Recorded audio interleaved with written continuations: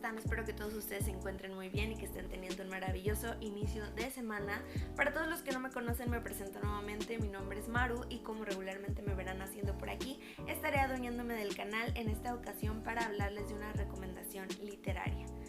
En fin, antes de presentarles la obra en cuestión que les traigo en esta ocasión, ya saben que yo siempre les recuerdo que no olviden que pueden suscribirse al canal, dejarnos un like y un comentario porque nos ayudarían muchísimo, y que todas nuestras redes sociales van a estar en la parte de abajo de la descripción del video para que se vayan a echar un chismecito por allá y se vayan a enterar de todo antes que nadie, porque bueno, se vienen sorpresas, la verdad, y hasta ahí lo voy a dejar. En fin, hoy vengo en modo clásica, como hace rato ya no venía. Y no solo eso, vengo en modo clásica fan. Ya saben que yo siempre vengo fan, pero hay que hacer la aclaración siempre, porque traigo uno de mis autores predilectos de la vida y me hace muy feliz, la verdad, eso. Hoy vamos a hablar de la obra de La Tempestad por el dramaturgo inglés William Shakespeare.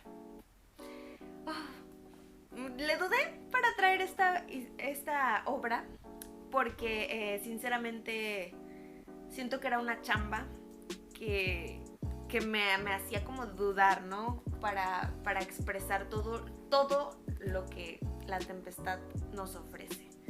Pero bueno, antes de como tal presentárselas y de dar mi opinión al respecto, yo quiero hablar de mí siendo fan de William Shakespeare. Yo llegué a William Shakespeare hace muchos años, por ahí de secundaria, con una obra muy muy famosa y conocida por él, obviamente, que es Romeo y Julieta. Obviamente fue una lectura obligatoria para mi escuela y yo llegué muy renuente, no queriendo tanto, porque bueno, la verdad es que, y lastimosamente, la mayoría de las personas conocemos el final de Romeo y Julieta y nos hacemos una idea de lo que es el contenido de Romeo y Julieta. En fin, cuando yo tomé la historia por primera vez y comencé a leer, la verdad es que me sentí tan mal de que las personas no se acercaran a esta novela creyendo que se trataba solo de un romance. Yo amé cada escena, cada fragmento, cada parte, y ya más adelante, conforme yo lo iba leyendo, porque no tienen una idea de cuántas veces releí Romeo y Julieta, me fui dando cuenta de lo más allá que era la obra, ¿saben? A partir de ese momento yo sabía que William Shakespeare iba a ser un autor que a mí me iba a fascinar para siempre y de por vida, pero era un autor que en ese momento me daba miedo continuar leyendo, porque yo sabía que Romeo y Julieta yo lo había captado en su mayoría y en su esencia, porque era una obra que yo ya conocía, el contenido.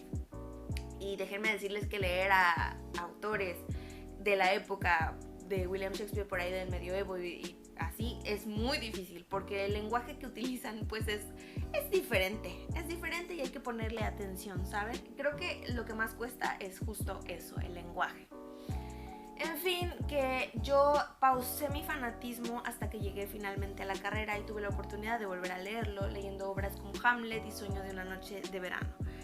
La verdad es que yo confirmé que William Shakespeare era un autor que a mí me fascinaba, y de esta forma, porque tuve la oportunidad de exponer sobre él, entonces pues investigué sobre él, sobre lo que hacía, sobre su trabajo, y la verdad es que yo sabía que independientemente de las obras, él era un personaje, una persona, un autor que yo iba a admirar muchísimo.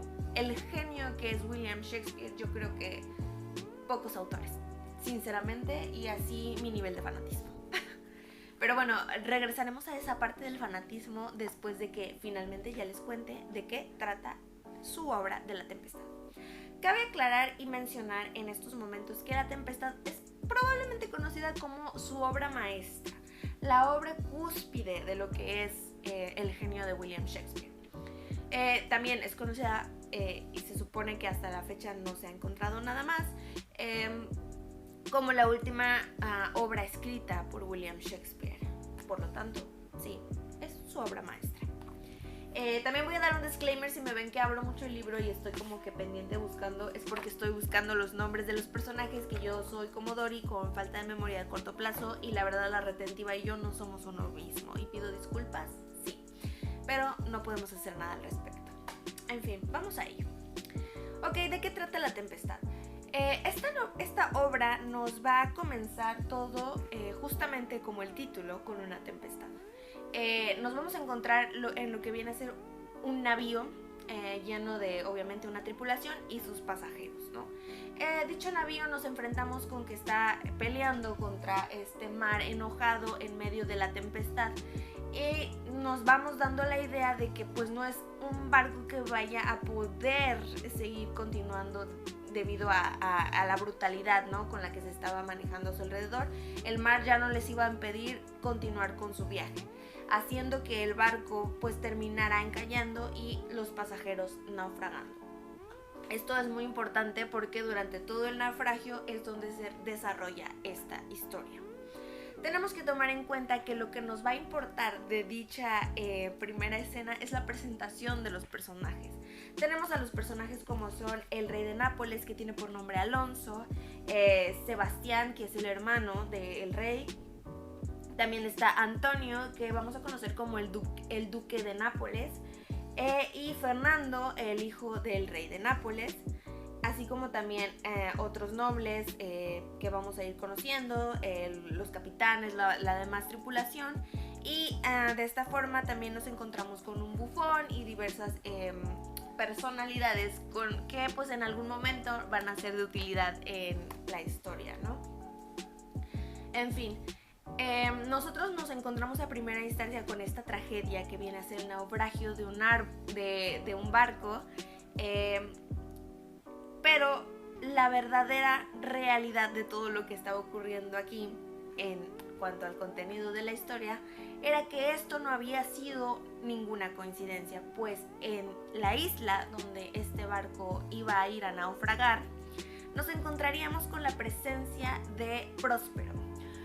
Próspero es quien en algún momento fue el verdadero duque de Nápoles, porque bueno, aquí nos vamos a enterar que quien llega en la embarcación como el duque de Milán, perdón, no de Nápoles, el duque de Milán, es el hermano de Próspero, que le arrebató el ducado, por muchas cosas que vamos a ir enterándonos conforme vayamos leyendo la obra. En fin, que Próspero estuvo viviendo años en esta isla, no en soledad, sino con su hija, que tiene por nombre Miranda. Y bueno, él al llegar aquí comenzó a desarrollar un arte mágico. Entonces a él lo vamos a conocer como una especie de brujo. Entonces él reclama como esta ayuda a una deidad aquí que va a aparecer, que modifica el viento, la temporalidad, el clima, para que estos personajes lleguen a dicha isla. Todo con el propósito de que él pudiera recuperar tanto su ducado y también lograr que su hija, para que pudiera tener como esta ley, se casara con el hijo del rey de Nápoles. Ok, yo sé que suena muy enredado y probablemente yo tenga la culpa de eso y pido muchísimas disculpas, pero vamos a intentar desmenuzar la historia, pues en lo que viene a ser mi opinión. Cabe aclarar que es confusa porque está basada en algo que ocurrió, que sí ocurrió. Lo que es el naufragio, si ustedes van a la introducción de este libro, por lo menos de mi edición, la verdad no sé si otras ediciones tengan esta, pero esta es una introducción hecha por... Permítanme, porque al inicio viene el traductor, pero no viene quien dijo el prólogo, y está largo, y yo sí quiero darle su crédito. Ángel Luis Pujante. La verdad es que te explica a detalle lo que es la obra y la vida y todas las cosas importantes e interesantes que trae. Sí, lo que pasa es que esta obra está basada en un naufragio que fue de por ahí de 1609 y esto tiene su importancia y relevancia porque, bueno, era el pleno momento en donde se estaba encontrando el nuevo mundo, véngase a saber, América.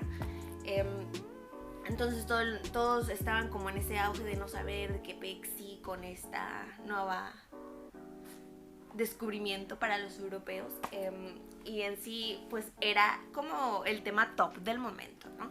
Entonces sí mete muchas cosas al respecto, pero también mete mucha crítica con respecto a otros temas como son tipo la esclavitud, hace referencias a diversas dinámicas que en el momento eran tabú para la época, y la verdad es que eso a mí me dejó muy deslumbrada.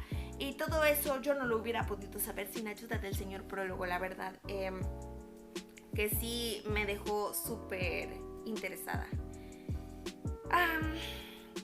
Ok, sí, uno de los temas principales alrededor de lo que viene a ser La Tempestad es el nuevo mundo o un mundo nuevo, o como quieran verlo de esta forma, porque es algo en lo que hace hincapié todo el tiempo, específicamente con la llegada de pues, el barco a la isla, porque es algo desconocido para ellos. Y empiezan a hablar como una especie de mitología de que según iban a encontrar como oro o cosas por el estilo, como que mágicas, que se decía que había lugares en donde iban a encontrar este tipo de civilizaciones que ya estaban abandonadas, como fue a su vez el mito, bueno, sí, la historia que se crearon en Latinoamérica con el Dorado, por ejemplo, ¿no? Más o menos hace como hincapié en esos escenarios, y lo que se me hace brillante, sinceramente, brillante. Ok, otros de los temas de los que abunda muchísimo ya no es... pues ya leyendo un poquito más de Shakespeare sabemos que es algo que le gusta hacer, y bueno, Shakespeare es un dramaturgo, escribe tragedia, pero él hace algo brutalmente. Si no me equivoco, él fue quien comienza o da inicio a este género que es el término de tragicomedia, porque lo mete mucho, le encanta, o sea, puede hacer comedias, puede hacer tragedias, pero en algún momento él mezcla estas dos, ¿no? Estas dos acideces, por ejemplo, acideces. Por ejemplo, en el caso de Hamlet lo hace mucho, sabemos que Hamlet trata de una tragedia, es un drama completamente, pero mete muchas cosas cómicas, y eso es un juego que a Shakespeare le gustaba, y como su humor, la verdad a mí es algo que con lo que simpatizo, porque es un humor ácido, un humor trágico. La verdad es que yo me morí de risa con muchísimas escenas en esta obra. Para empezar, metemos la idea de un bufón, que es uno de los pasajeros tripulantes dentro del barco que encalla en la isla, o que naufraga en la isla, y tiene por nombre, déjenme buscarlo, porque Trínculo. Trínculo es un personaje que yo dije, güey, gracias por existir.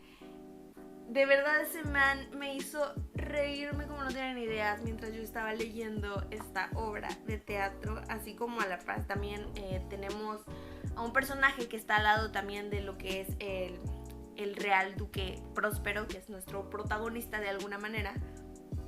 Él tiene un esclavo que tiene por nombre Calibán.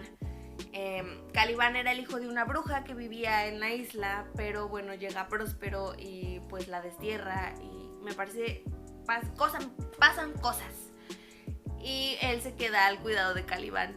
Entonces, por cosas que pasa, al final Calibán se queda como el esclavo de Próspero, y Calibán tiene un encuentro con Trínculo y otro personaje que se me hizo la cosa más bizarra y genial del universo. Sinceramente, yo espero que ustedes lean esto para llegar a ese momento, porque es top, la verdad es que es top en la vida. En fin, cosas que también hace dentro de esta historia es meter metateatro. Vemos como representaciones, también tenemos a deidades, es muy mágico. Yo les pondría a dar el ejemplo del Sueño de una noche de verano, donde mete estas hadas, estas ninfas. De hecho tenemos un personaje que es un espíritu del aire, que se llama Ariel, quien es también básicamente un esclavo de Próspero, y todos ellos le hacen caso porque su meta es que los deje ir, los libere al final. Entonces es como ver un tira y afloja todo el tiempo de él, que le hace las maldades porque le tiene miedo, que es Calibán, o bueno, su esclavo el que le tiene miedo, que es Calibán, y el que está luchando por su libertad, que es Ariel. Entonces es como un juego muy interesante de ver, sinceramente. Como siempre, yo rescato mucho los escenarios que plasma William en toda esta idea. La verdad es que es muy vívido, no sé cómo explicarlo de otra manera más que es muy, muy vívido. La sensación también, ¿no?, de pertenecer a su acto, a su escenario, es muy de él, siento yo. Y bueno, tiene unas frases que yo de verdad me quedé anonadada, porque son sus formas de hablar de diversos temas, ¿saben? Podemos hablar de, pues sí tenemos, obviamente lo menciona, política, habla sobre traiciones, obviamente, sobre engaños, sobre también lo que viene a ser los asaltos en contra de Miranda, porque bueno, Miranda tiene ahí uno que otro pedillo con cierto personaje. Que sinceramente lo hace muy vasto. No sé cómo describirlo de otra forma que no sea vasto. Esta obra está llena de todo. Yo creo que a eso se refieren cuando hablan de que La Tempestad es la obra maestra de Shakespeare, porque engloba todo de lo que él siempre se exaltó en su teatro, en sus creaciones. Sí, lo que es el drama político, las traiciones entre hermanos, como es el caso de obras que ya hemos visto, como Hamlet, Macbeth, por ejemplo, lo junta aquí también, pero también mete esa esencia mágica, esa esencia siempre de algo irreal, algo fantástico, pero a la vez cómico y tragicomedia, insisto, mete mucho esa onda. Y lo hace tan lleno, tan interesante y entretenido, y tan humano y tan real, pero a la vez tan fantástico, que lo hace único. No sé cómo expresarlo de otra manera más que decir que el trabajo de Shakespeare es único. En fin, podría pasarme más y más horas hablando de La Tempestad, pero pues sinceramente no quiero alargar esto como a muchísimo. Pero sí, que se sepa que me gustó mucho, disfruté mucho leyéndolo. No tardas mucho, porque como podrán ver es un libro pequeño, es una historia pequeña. Otro dato que sí quería hablar al respecto y que se menciona también en el prólogo era sobre la musicalidad. Mete muchos escenarios músicos. De hecho tenemos aquí esta parte que son las canciones, porque hay canciones dentro de la obra, y me parece muy curioso que se supone que quien estaba planeando hacer la música para La Tempestad era Mozart, pero aparentemente pues él fallece antes de que pudiera no hacerlo. Y no se sabe si se logró o no, pero no tenemos registros de nada de que él sí haya creado, ¿no?, como la música de La Tempestad. En fin, bueno, para dar de dato, yo no les recomendaría, si no han leído nunca nada de Shakespeare, comenzar por La Tempestad. Sí tiene su chiste, sinceramente. Insisto, el lenguaje es complejo. Así que también, si no están acostumbrados a leer libros clásicos de esta época, pues la verdad no inicien por aquí, porque les va a costar muchísimo trabajo. Sí, fuera de eso, si ya están un poquito más allá, más conocedores de los temas, si se leen el prólogo, la verdad es que ya está muy fácil entenderlo. En el prólogo te explica muchísimas cosas, no te spoilea tanto, porque hay prólogos que uno dice, oye, cálmate, pero te explica muy padre los juegos que mete Shakespeare, ¿no? Porque te da el estudio detallado. Y a mí me gusta mucho toda esa onda, ¿no? Y más porque estábamos en un tema de auge. Y lo hizo fantástico. Se burló, sí, pero quedó muy bien su burla. En fin, yo espero poder haber dicho más de lo que creo que dije. O sea, con respecto al contenido de la obra. Y sin más, me despido de ustedes y nos vemos la siguiente semana con una recomendación random. Bye.